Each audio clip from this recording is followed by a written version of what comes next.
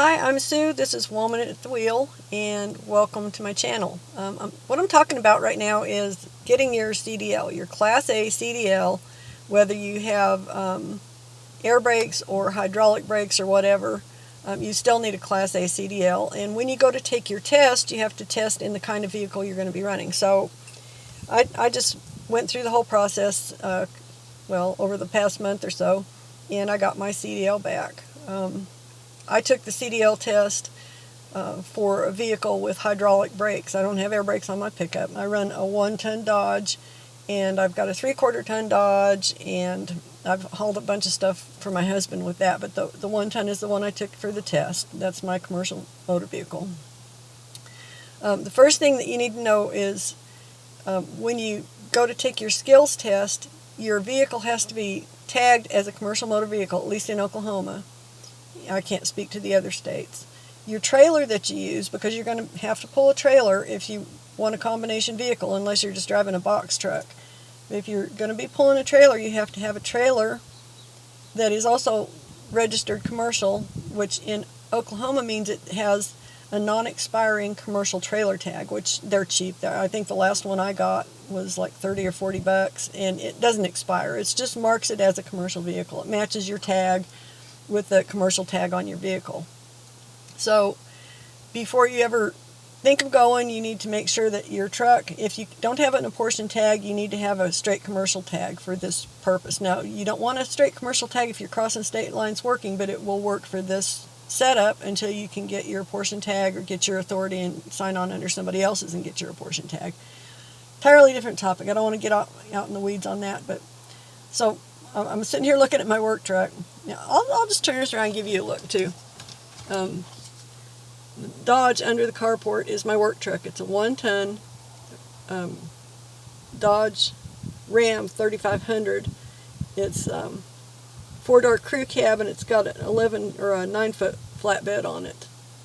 It's a dually. It's got a dual axle. And just for grins, I'll kind of give you a scope around where I'm sitting. I'm sitting out in my yard in my personal truck, and that's the backhoe that my husband used in his business. He's retired now, but he was heat and air and plumbing guy. So I spent the last few years after I retired in 2014 basically hauling stuff for him. And that was one of the things I hauled. I'd take his backhoe wherever he was going to work, and I got to reset my camera here since I dinked around with it. So I'd haul that with this truck. The trailer that I used for the test is sitting back behind my work truck. It's a 24-foot flat trailer that we used to move the backhoe on. So that's actually the trailer I used for the test in conjunction with my Dodge.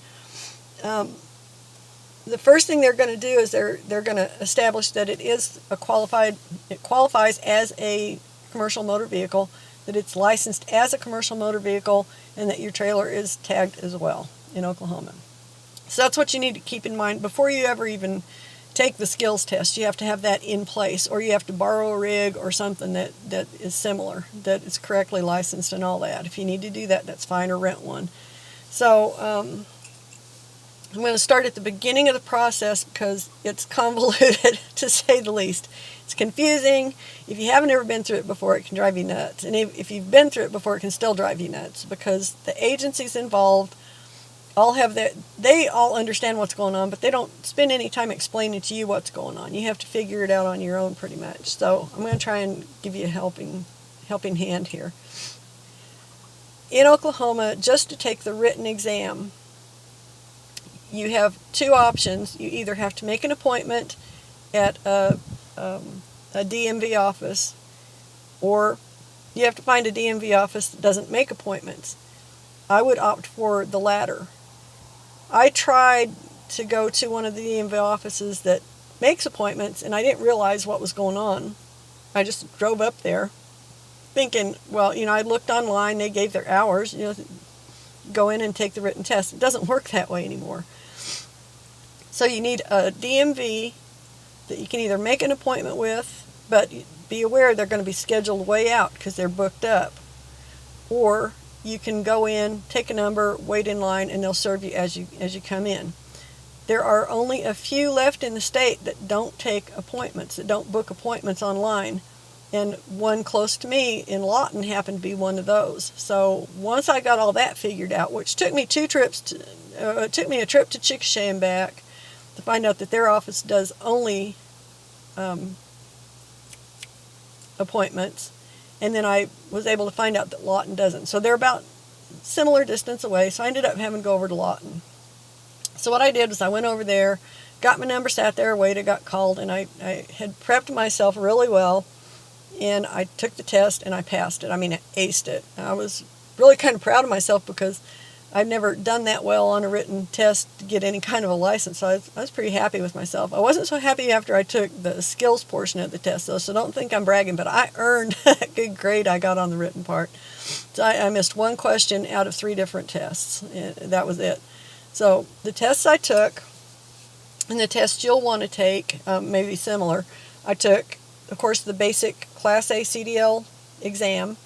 I also wanted to be able to pull a trailer, so I took the combinations test, which just allows you to pull a trailer in combination with the CDL, or with the commercial motor vehicle pulling it.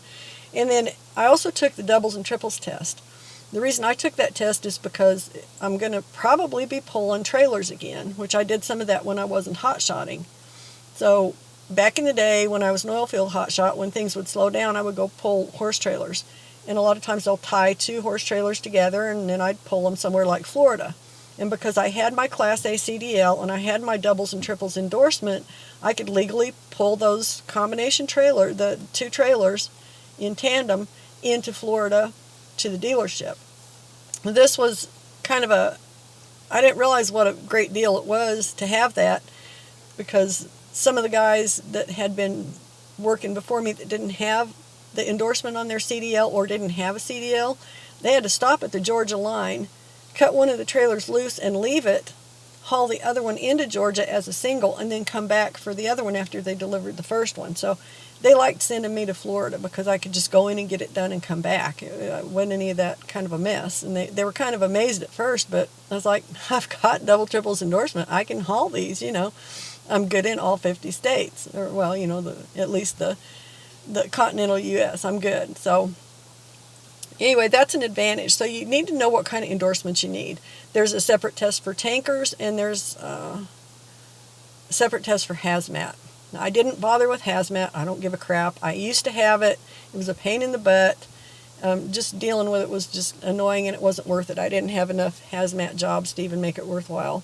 And I think I had one job where just having the tanker endorsement was good because I had a hazmat tank on the back of my truck. It wasn't like a big tank. It was just one of those big square tanks.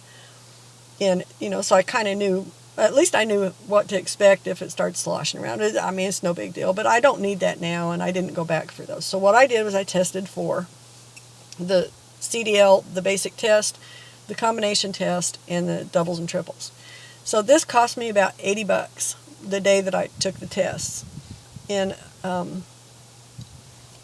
when I completed the testing, they gave me a piece of paper in addition to my temporary CDL permit, driver's permit.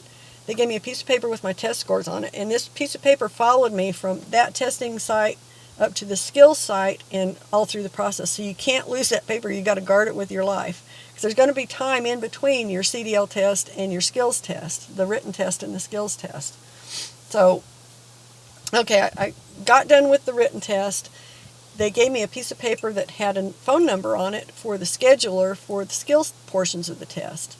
So I had taken the test on, I want to say, it was a Thursday morning.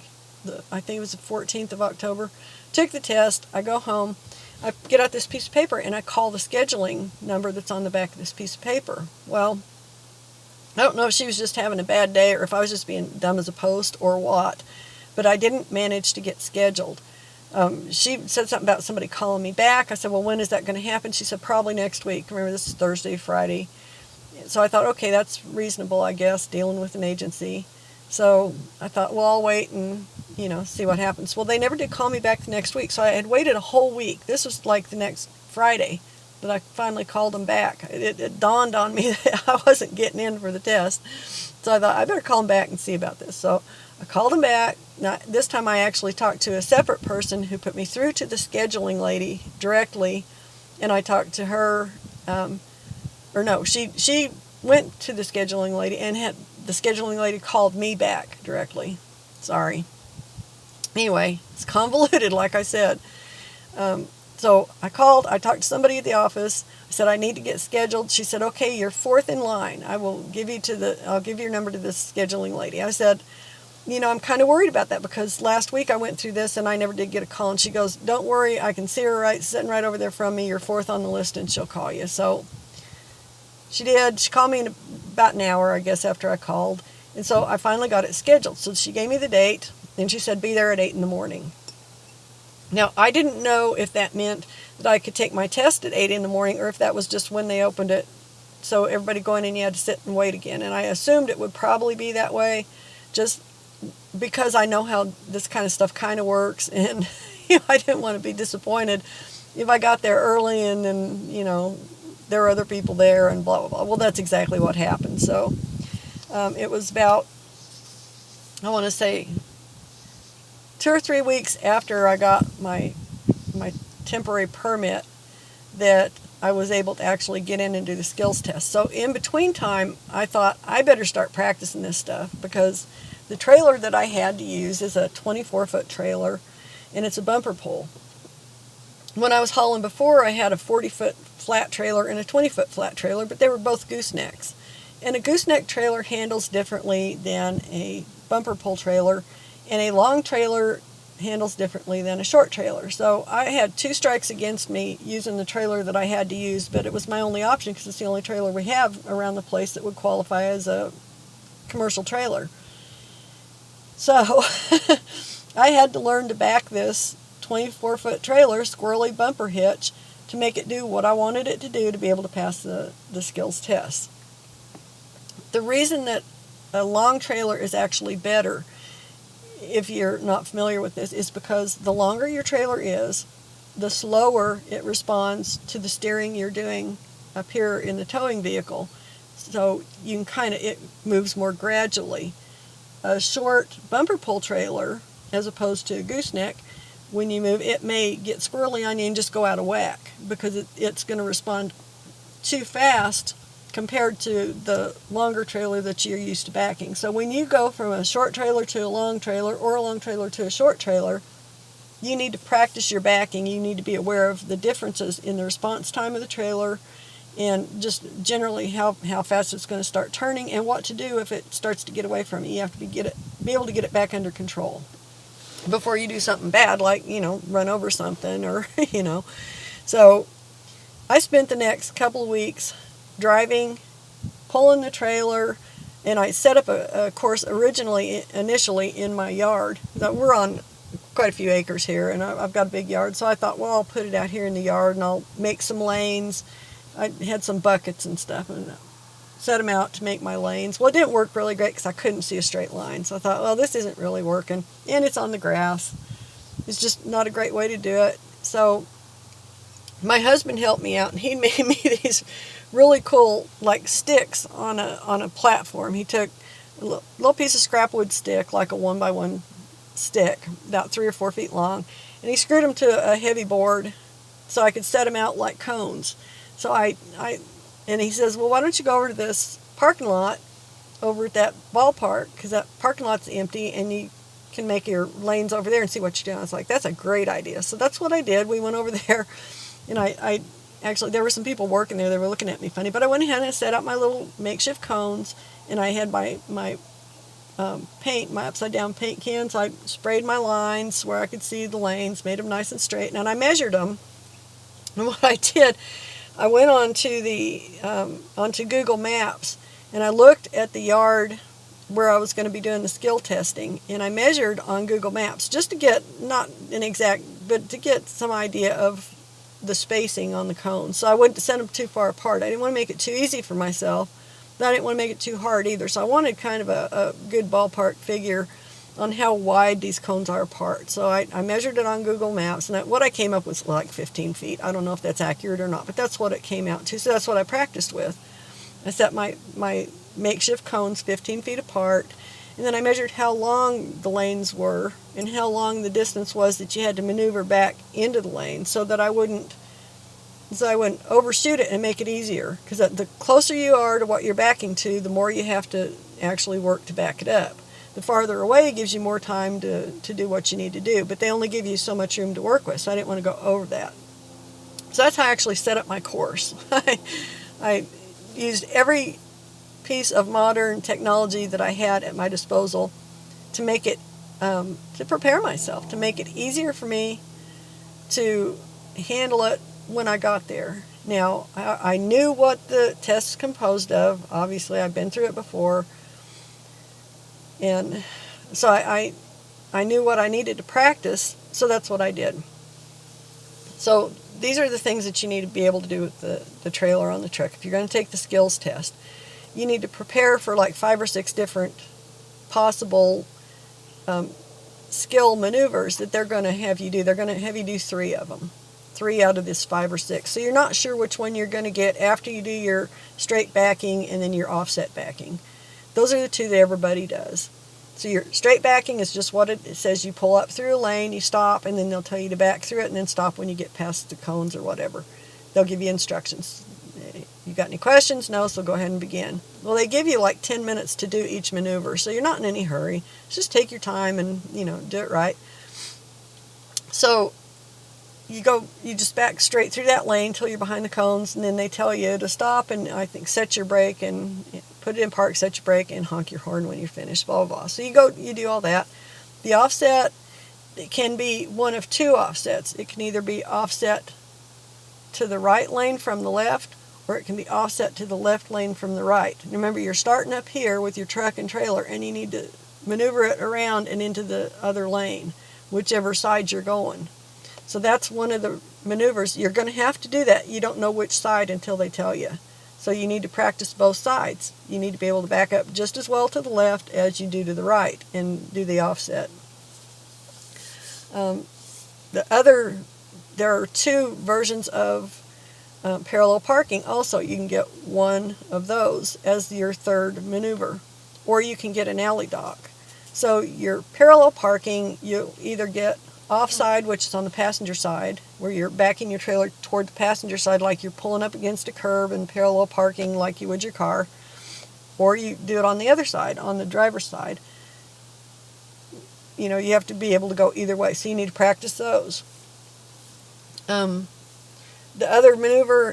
other possible maneuver, and one that they didn't have me do, and I don't know if I was glad or not, because I got pretty good at doing it with this little squirrely trailer, and I kind of wanted to show off, but then again, I'm glad I didn't do it, because I didn't screw it up either. So an alley dock is when you pull up, you've got a slot that you're going to park your truck in.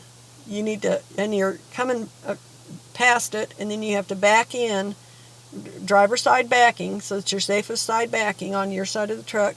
You pull it past it, and then you back in to where your vehicle is sitting straight in that slot, and you don't go past the back boundary. You have to have it within 3 feet of the back boundary.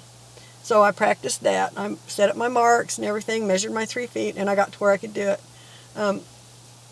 Just a note, if you're looking to stop your vehicle in a certain spot, find a landmark on your trailer that when you know this landmark's even with this line, or this landmark's on your trailer, like I've got a marker light on this backhoe trailer.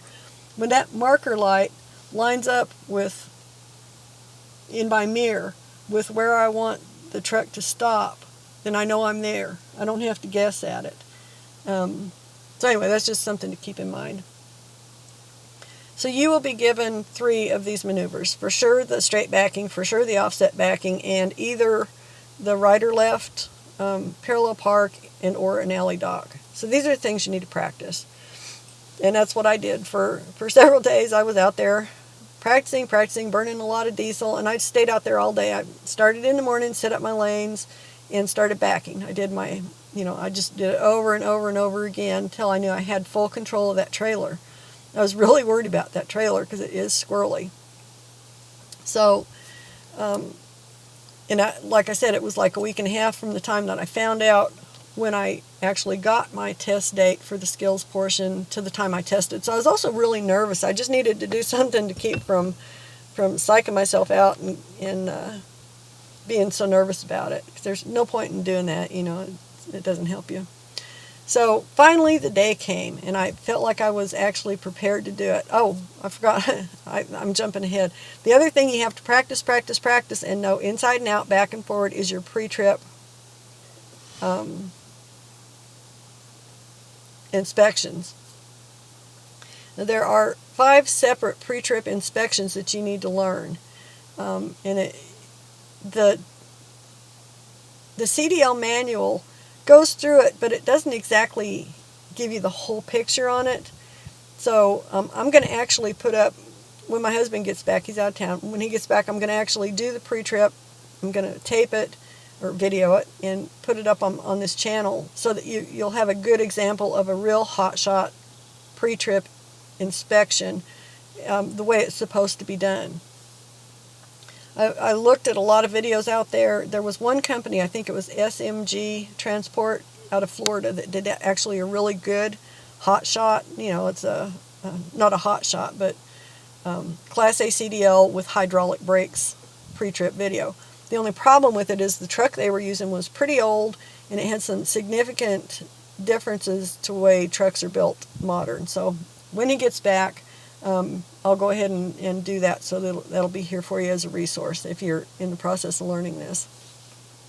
But anyway, when you do your pre-trip inspection, there are 5 possible inspections that they'll ask you to do. They may ask you to do all 5. They probably will only ask you to do 3 out of the 5. So the first one is the front of the truck back to the driver's door. And what you're going to be looking at is the front of your vehicle, your lights, your bumper. You're going to open the hood. You're going to look under the hood for certain components. You're going to want your electrical components, your pumps, your reservoirs. And I'll go through all that in detail when I do the deal. And then you get under the truck and look at your suspension and in the tire well, and then you inspect your brakes, your tire, and your rims. So that pretty much is the first part of the inspection, Part A. Part B starts at your driver's door and goes clear to the back of the vehicle, the truck, and goes around the back of the truck, and then anything unique on the passenger side of your vehicle, anything that isn't on your other side, you want to inspect on that side. The third inspection is the trailer inspection, which is Part C. You inspect the trailer from the tongue to the back of the trailer up underneath. You go through all of this, but you don't do the coupling system as part of the trailer inspection. So that's 3 tests, A, B, and C. The fourth part is the coupling inspection, which everybody has to do. So you're going to inspect your type of coupling, and what you inspect is going to depend on what kind of coupling you have. A fifth wheel coupling will be a different inspection than a bumper pull coupling. A spindle hook coupling will be different than a gooseneck. So whatever inspection you do needs to be specific to the type of coupling you are actually using in the test. Everybody does that. And then finally, they'll do an in-cab inspection. You will do an in-cab inspection where you go through all the interior components of your vehicle, your glass, your windshield wipers, lights, dash lights, indicators, gauges, your heater, your defroster, all this stuff, and then you do your brakes. You'll check your truck and trailer emergency brakes, and then you'll check your service brakes, and then you have to do a final hydraulic brake test. If you've got air brakes, you have to do an air brake test, but in a hydraulic brake situation, you have to do the hydraulic test.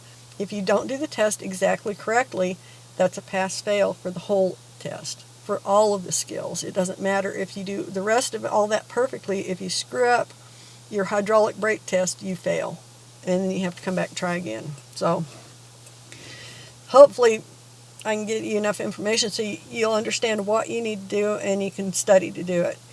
So now, I guess now that I've done that, I can go to the day that I actually went to take my test. So, I mean, I know this is taking a long way around the mountain, but I'm not like a real polished speaker or some kind of orator. I'm just an old lady who hot shots, and I'm trying to give you some useful information. So bear with me. Okay, the day I went to take my test, I had to drive. It was almost 90 miles up to the test site on the northeast side of Oklahoma City from where I'm at, and I knew I was going to hit rush hour traffic, so I gave myself plenty of time.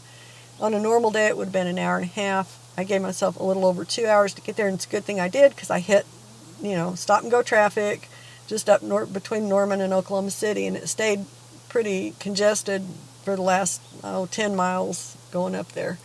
So when I finally got to the yard, which I'd scoped it out already, I had done a couple of things looking for the yard to make sure that I knew where I was going, to see how you get into the yard and just kind of check it out. Looked at it on Google Maps, and then I actually drove up there a couple days prior to the test to just kind of drive around the area and get a little bit familiar with it because it was in an area I've never been in. So I went up and did that, did my reconnaissance, and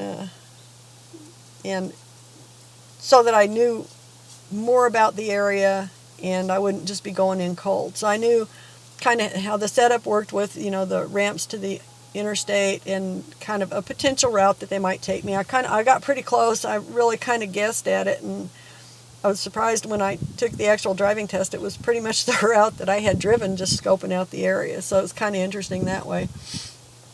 So anyway, I prepped myself as well as I could. So the day that I got there, I got there at 7:50 a.m. I pulled into the yard, and I'm looking, thinking, what do I do? Where do I park? So I thought, well, I'll just park it out of the way and go in and ask. So I went around kind of to the left and parked it, went around a line of cars and parked back out of the way, and I got out of the truck to go ask where to go, and this guy comes out, and he's like mad acting at me. Like, what are you doing in here? I'm like, I'm here to take the skills test. I'm just not sure where you want me to go. I was coming to ask you, where do you want me to park? He says, well, park over there with those other trucks. Park it over there. I'm like, okay. So, yes, sir, So I get back in the truck, I move it around, park it there, and I get out of the truck and head over toward the office, thinking, okay, now I'll go in the office and tell them I'm here and all that. Well, I walk over and I start to open the office door, and this guy opens the door. He says, you need to sign in on this clipboard. And it was hanging on the outside of the door. So I'm like, okay. So I sign in on it. I realized there's other people there ahead of me, which was disappointing, but, couldn't be helped. So I thought, okay. So then I opened the door like, where do I go now? And he goes, well, what do you want? And I'm like, where do I go now? So like, I guess he thought I just was going to read his damn mind, like some people are that way. It's such a burden for them to have to actually speak and tell you what they want you to do. They think you should just know. So anyway, struck me as that kind of guy. So I thought, okay.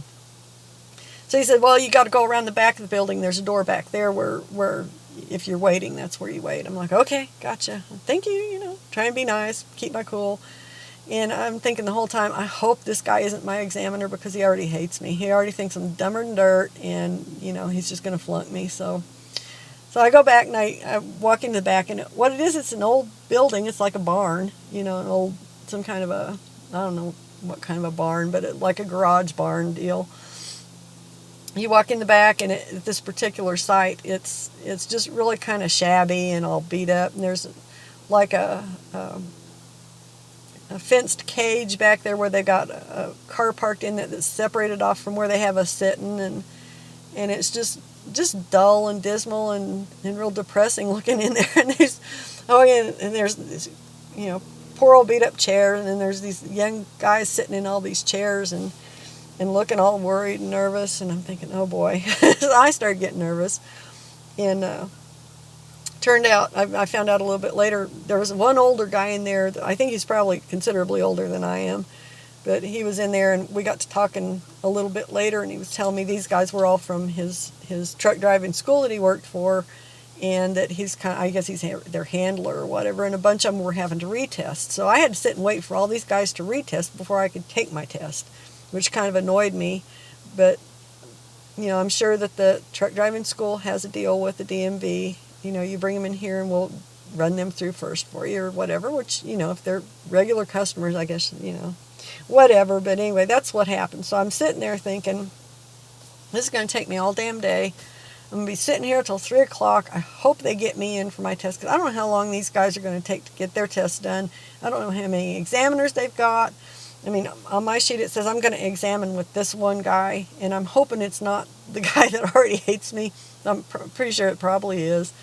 But, so I sit there, I sit and wait and sit and wait. Well, it was about, I don't know, 10 o'clock, 10:30, somewhere thereabouts. They finally came, a lady came out, and she said, she called me by name. She said, "Are you ready?" I'm like, "Oh, hell yeah."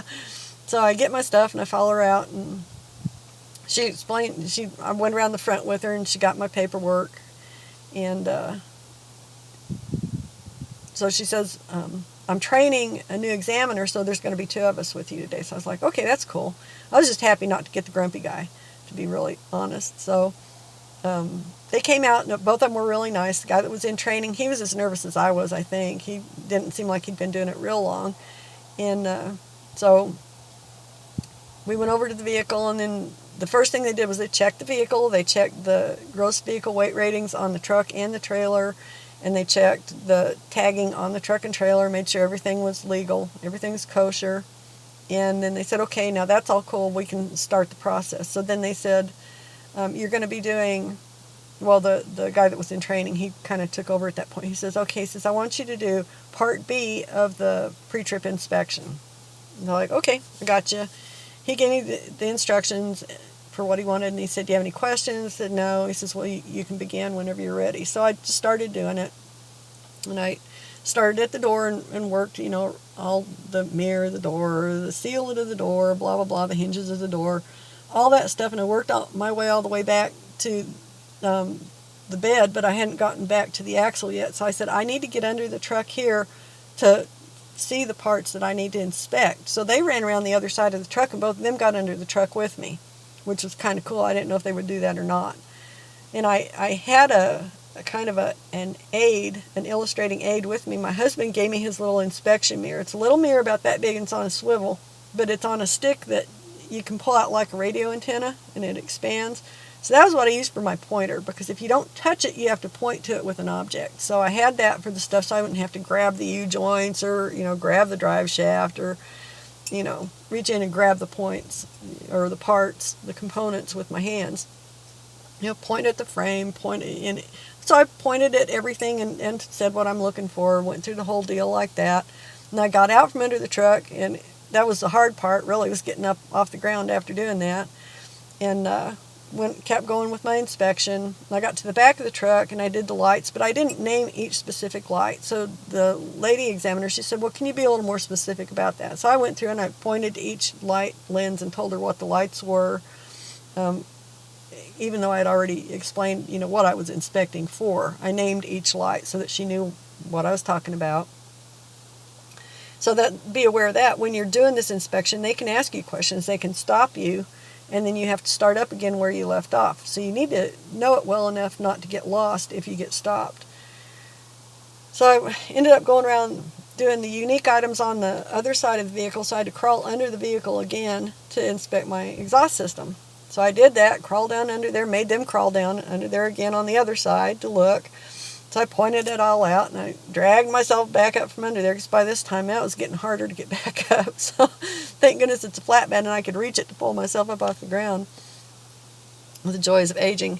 So I ended up getting that done, and then I did my spare tire, which is mounted behind the at the headache rack on the passenger side. So I got that all done. So then I was done with it, and I did ask her if she wanted me to open the hood to show them where the exhaust system went into my turbo and my manifold. She said, "No, that's fine. You don't have to do that part of it." So I said, "Okay." So that was pretty easy. Got through that. Then they had me do the coupling section, and so I did that. Went through all the components of the coupling system. Now, if you're doing a bumper pull and on goosenecks, I don't know about fifth wheels if they have it, because I haven't pulled that many, but as far as that goes, certain trailer types, you're going to have an emergency breakaway switch. You need to add that as a component that you're inspecting in the whole deal. Be aware of that. every component of that coupling system you have to talk about, touch, and inspect. Tell them what you're looking at to make sure it's safe. So I got done with that, passed that okay, so then we could progress on to the in-cab inspection. I got through that. It went smoother than I thought. I knew it better than I thought I did, so that was great. And I passed the hydraulic test, the last part of the in-cab inspection, the hydraulic brake test. Got that. Everything was good. So then they said, yay, you passed that, so we'll go on to the backing. So once you pass that, then they'll instruct you where they want you to go. They'll probably send you up a lane or have you sit there until they get up there, and then they'll motion you to come up. However they do it, they'll get you positioned where they want you, and then they'll start the backing maneuvers. What to expect for this is the examiner is going to stand outside your window and talk to you. So if your truck's really loud, you might want to shut it off because you're going to have to hear what they have to say. And they'll give you instructions for the maneuver they want you to do. So in my case, it was the straight backing, the offset backing, and the driver's side parallel park. They didn't give it all at once. They do them one at a time. So you do one maneuver. If you pass that maneuver, then you go to the next maneuver. And you pass that maneuver, you go to the next maneuver. If at any point you flunk a maneuver, you're done. You flunked the test, I believe. You have to at least keep trying. Now, if you keep trying, you may be docked points for like touching a boundary cone or for having an extra pull-up, but it doesn't automatically flunk you. They give you some leeway. So take advantage of that. Don't be too proud to use an extra pull-up. I mean, I had to, and I've been doing this a long time. So it just depends on, how the universe is going to work for you the day you take your test. You may ace it with no problems at all, and you may have a few little, bumps in the road. Go with the flow, stay calm, concentrate on what you're doing, and keep control of your equipment. So, you'll get through it. So the third thing I did was the parallel park. When I got to it, I think I already did all this, didn't I? I think I got my pre-trip out of order. Anyway, I'm going to go ahead and finish my thought. I had a couple of bumps on the parallel park. I touched a cone, and the first two tries to back it into the slot, for some reason I kept popping the back into that trailer out. It was pissing me off because I knew better. And so the third time I just kind of took a deep breath. I went ahead and took an extra pull-up, and then I got it clear out of the slot and backed it in, relocated it where it should have been the first go-around.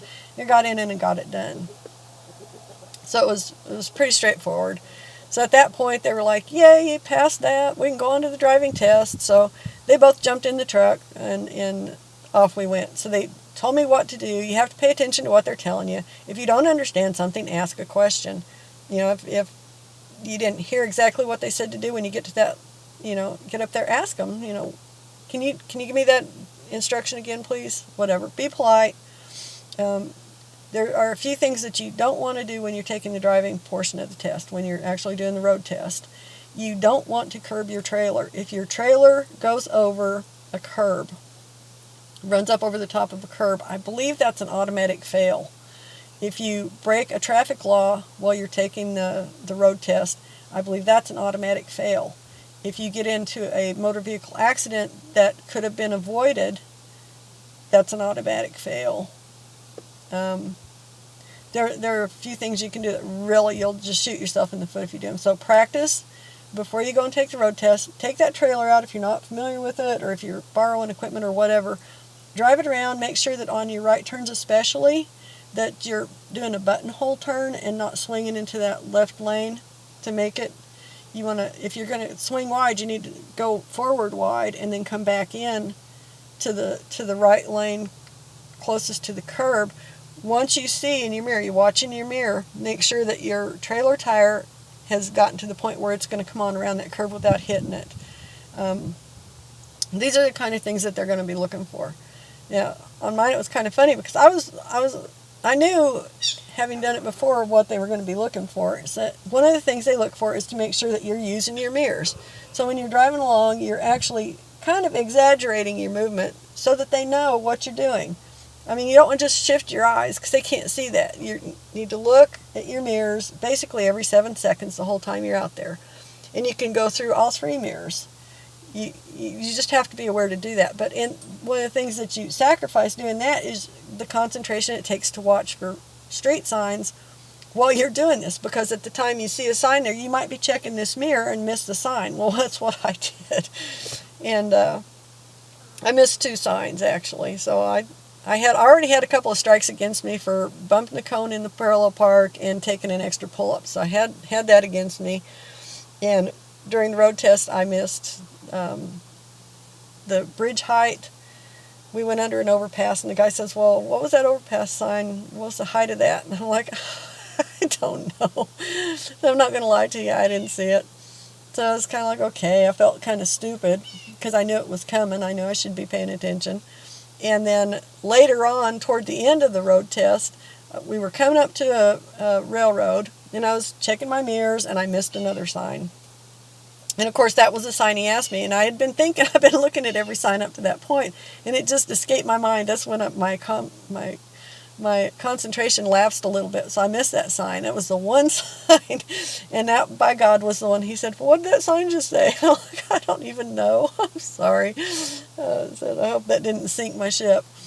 So we went ahead and went around, finished the road test, pulled into the yard, and he said, well, park back where we started, so I did. Parked back there, and they got out together and said, well, just wait in the truck a minute. So they got out and confabbed a little bit. She was training him, and so I'm sure they were adding up my score, and they didn't want to do it in the truck in front of me, so they did.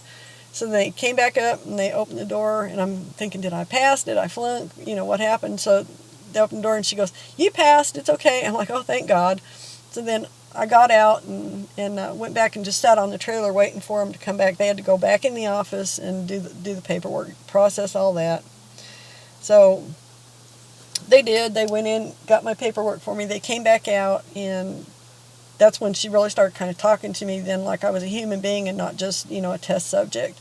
And she said, she said, we see a lot of people come through here with a hotshot rig like this, the little truck and the trailers. And she said, honestly, when you first got here, I thought, this was going to be another one of those where it was going to be, flunk the test right off the bat and we'd be done.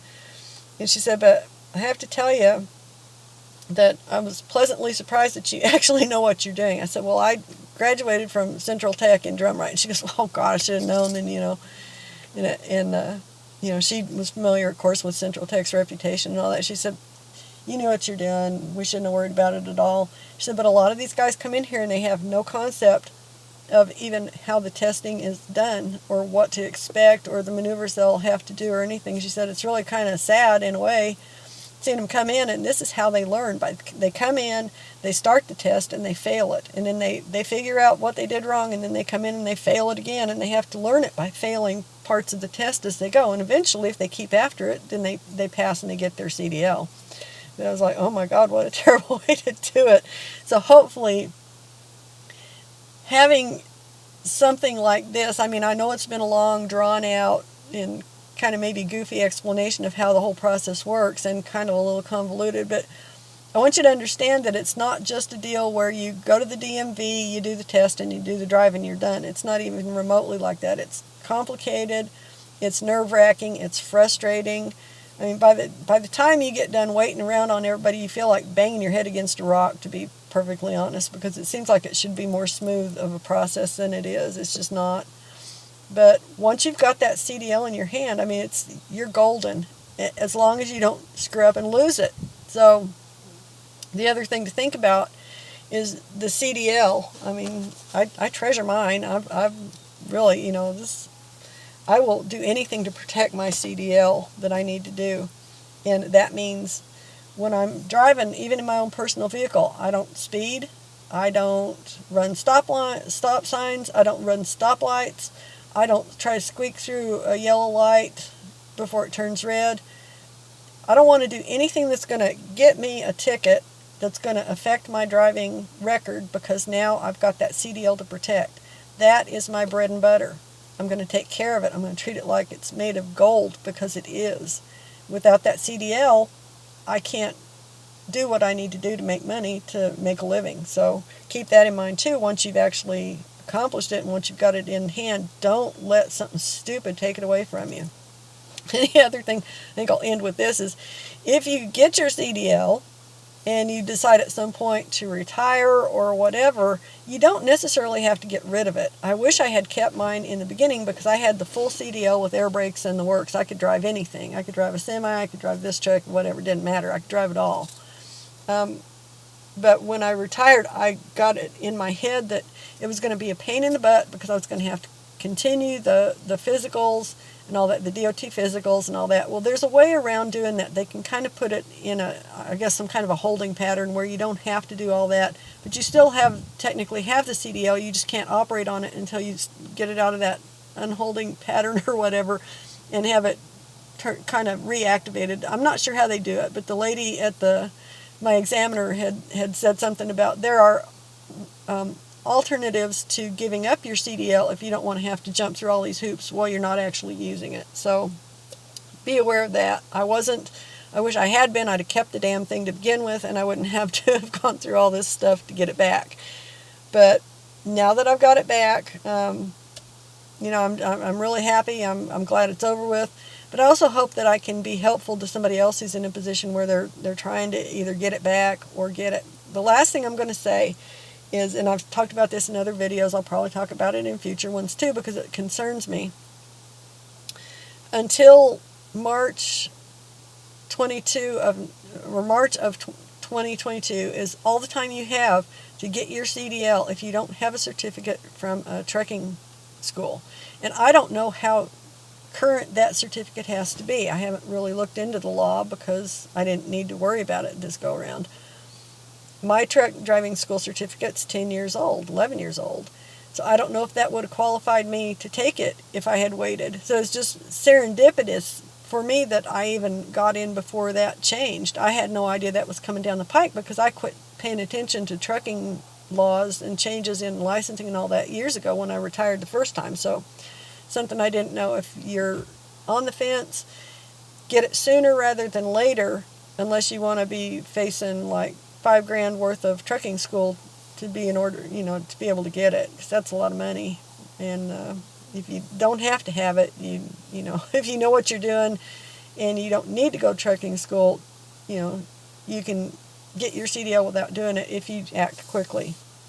If you haven't been to trucking school and you haven't driven and you haven't pulled trailers and you don't know all this stuff, do yourself a favor and go to a good trucking school like Central Tech in Drumright. Go someplace that is a state-sponsored school that's accredited, that is really will give you a good solid foundation. Don't go to what they call a CDL mill. Now, CDL mills are trucking schools that are set up basically to serve giant trucking companies by supplying them a never-ending supply of rookie drivers. And what'll happen in a lot of cases, not always, not in every case, but often what happens is they will get poor kids, don't have any money, but want to be a truck driver. They want to do something better with their life. And they'll tell them, well, we'll pay for you to go to truck driving school, and then you can drive for us. These trucking companies will do this. Some of them are legit, some of them aren't. But one thing that they have in common is they charge exorbitant rates for their training, and their training isn't always up to snuff. Now, some of them are good, some of them aren't. You have to discern between the good and bad ones. But be aware that this exists. I'm not trying to diss any company or anything. I'm just telling you, this is how the world is. They exist out there, and they're terrible. And what they will do is they'll get these poor kids, they sign them up, they send them to another town, like they might send you to Chicago or Dallas or wherever to go to their trucking school. And they'll pay your way through the trucking school. They send you there, they cover your meals and whatever. And they expect when you get your CDL that you're going to go to work for them. And to enforce that, basically at that point, if you do manage to get through the trucking school that's doing this kind of a deal, when you get out and you go to work for that company, you are kind of their indentured servant at that point. You have to do what they tell you to do because you owe them the money for going to the school. They paid it up front, but they expect their money back. This is where I get back to the whole basic premise for trucking. The low man on the totem pole pays the price for everything that happens in trucking. It doesn't filter down from the top, it's sucked up from the bottom. So that's something to be aware of. If you want to go and get certified at a trucking school, make sure that it's an independent trucking school, that it's not owned or operated or for the benefit of just one company. So and expect to pay around $5,000 now is what it was, $4,800 at Central Tech last I checked a couple weeks ago. So it's gone up, but boy, I'll tell you, if you need the training, it's really worth it. You will come out feeling capable and competent. You'll know what you're doing. You'll know how to pass the test. From day one to the end, they concentrate on teaching you the right way to do things. They teach you how the testing process goes, and they prep you for that test. So when test day gets there, it's like, okay, no big deal. I'm just going to take the test and get my CDL. And everybody in my class passed that day. Out of, I think there were 8 or 9 of us in the class, we didn't have one person who did not pass that test. And I think that's a real testament to the quality of that school. So anyway, I'm going to go ahead and quit here if I can figure out where to shut this thing off at. And wake up my mouse. It's asleep. And I just want to say thanks for watching. If my information's been useful to you, please like and subscribe below and watch for new content. I'm going to add as many new videos as I have the time to do, and I'll probably do some of them in the truck, some of them at my desk, or some of them at my dining room table. So it'll be a variety of stuff, a variety of topics, but all related to the hotshot trucking industry. So thank you for watching, and I'll see you next time.